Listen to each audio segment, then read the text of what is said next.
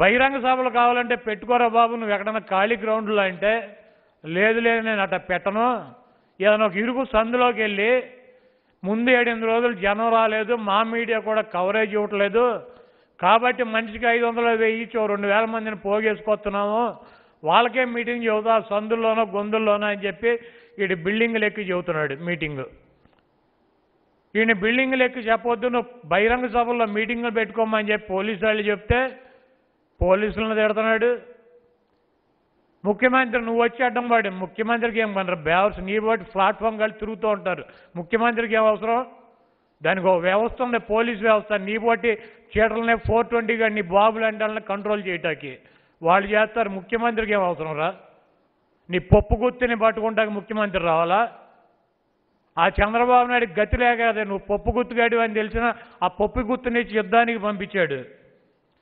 ఇక చెప్తాడు వలసలు వెళ్ళిపోతున్నారంట, ఏ ఊళ్ళో 1700 మంది ఉంటే 1500 మంది వలసలు వెళ్ళిపోయారంట. నారావారిపల్లి నుంచి వలసలు వెళ్ళిపోయినటువంటి వెధవలు ఎవడరా? నువ్వు నీ బాబేనా? నారావారిపల్లి అని ఆ జిల్లాలో ఆ విలేజ్ నుంచి వలసలు వెళ్ళిపోయినటువంటి కుటుంబం ఎవరిదిరా? నువ్వు నీ బాబేనా? ఎవడన్నా ఉన్నాడారా మీకు సంబంధించిన వాళ్ళు అక్కడికి?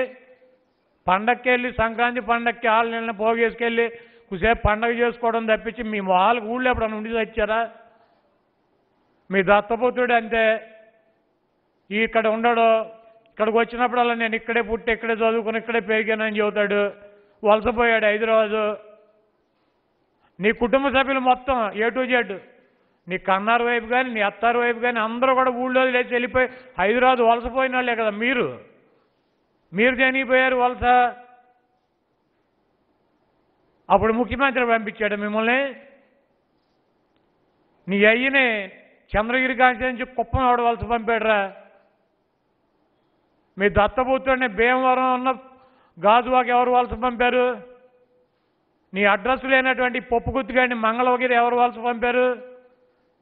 ఈరోజు కూడా వలస వెళ్ళిపోయి హైదరాబాద్లో ఉండి టూరిస్టులాగా ఇక్కడికి వచ్చి నోటికి ఇష్టం వచ్చినట్టు వాగేటువంటి వ్యక్తులు ఈ చంద్రబాబు నాయుడు, పవన్ కళ్యాణ్, ఈ పనికి మాలినటువంటి పప్పు గుత్తుగాడు.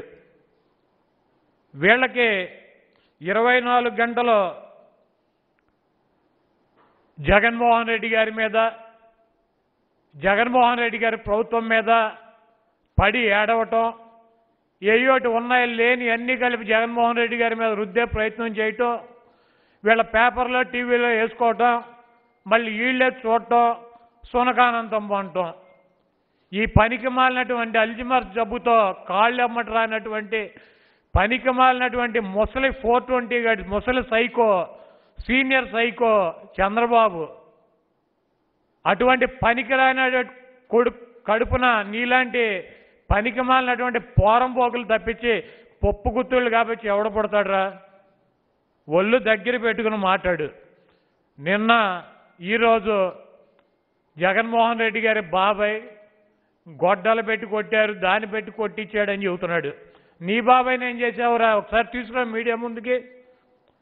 నీకో బాబాయ్ ఉన్నాడుగా ఖర్జూర్ నాయుడు అని,